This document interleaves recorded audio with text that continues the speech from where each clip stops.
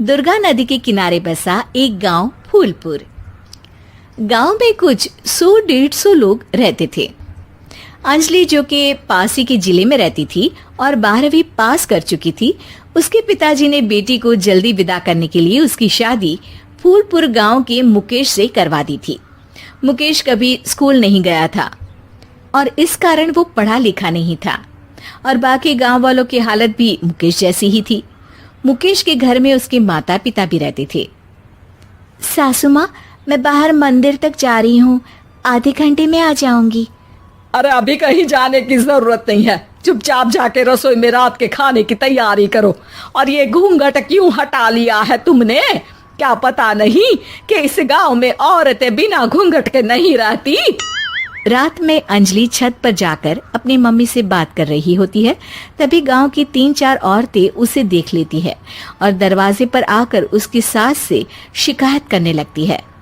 और क्या हुआ? अरे छत पे तो देखो, आपकी बहू मटक मटक के किसी से फोन पर बात कर रही है।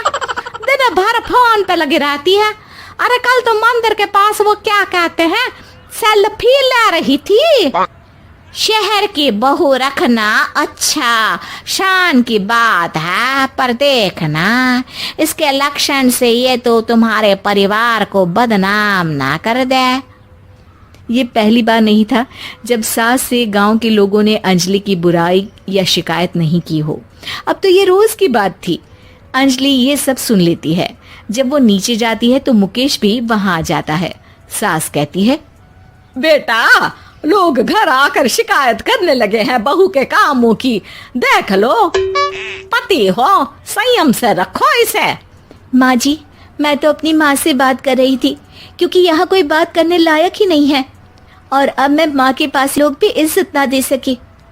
अरे नहीं नहीं अंजलि, ऐसा नहीं है, धीरे धीरे सब ठीक हो जाएगा, तुम फिक्र ना करो। अरे बस कुछ बोलना ही नहीं है, सर पे चढ़ा रखा है बहू को। सास मुकेश की नरम बात सुन के वहां से मुंह चढ़ाकर चली जाती है। मैं तो कहती हूँ हम दोनों शहर चले जाते हैं। मैं पढ़ी लिखी हूँ, मुझे वहाँ नौकरी भी मिल जाएगी और थोड़े दिनों में आप भी वहाँ कुछ काम ढूंढ लेना। अरे नहीं नहीं अंजलि, हम यहाँ ना गांव का खेत, माँ पिताजी को छोड़कर शहर नहीं जा सकते। माँ पिताजी को कैसा लगेगा और गांव वाले क्या सोचेंगे? ये कहकर मुकेश सोने चला जाता है और अंजलि की गांव वालों द्वारा बुराई का सिलसिला बहुत दिनों तक चलता ही रहता है। लेकिन अंजलि गुस्सा ना दिखाते हुए समझदारी से काम लेती है। बारिश का मौसम चालू हो जाता है। जोरदार बारिश से पूरे गांव में हाहाकार मच जाता है। दुर्गा नदी में बाढ़ आ जाती है और बाढ़ का पानी पूरे गांव की फसल तबाह कर देता है। फसल की ये हालत देखकर गांव वाले निराश हो जाते हैं और बात तो यहाँ तक पहुँच जाती है कि कुछ लोग तो अंजलि को इस सब का दोषी ठहरा देते हैं। अरे पूरी फसल तबाह हो गई, पता नहीं किसकी नजर लग गई है। अरे जब से चौधरी परिवार में ये शहर की बहू आई है ना, तब से ही गांव की शांति चली गई है। इसके कर्म कांड से माँ दुर्गा नदी भी खुश नहीं है।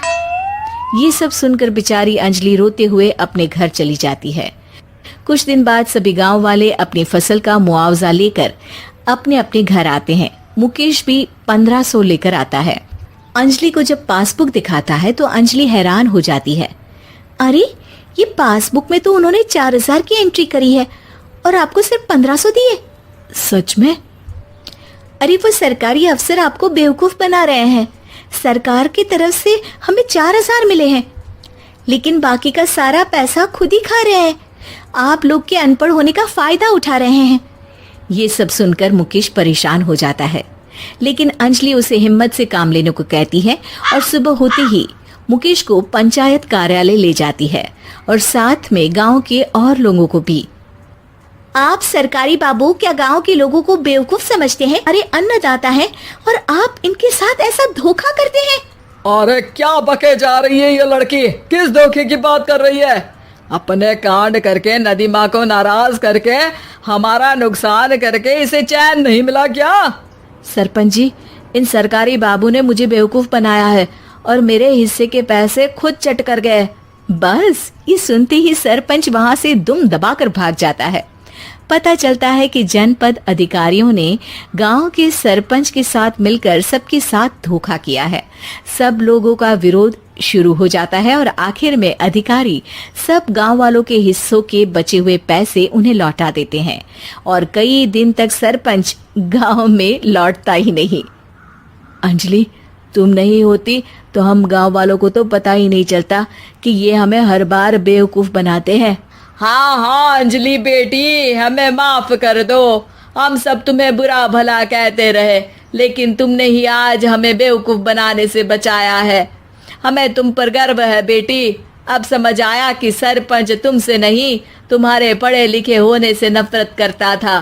क्यों ना इस बार हम अंजलि को ही सरपंच पद के लिए चुन ले। क्या कहते हो गांव वालों? पढ़ी लिखी सरपंच। बस पूरा गांव अंजलि के लिए ताली बजाता है और अंजलि की सास उसे खुशी से गले लगा लेती है।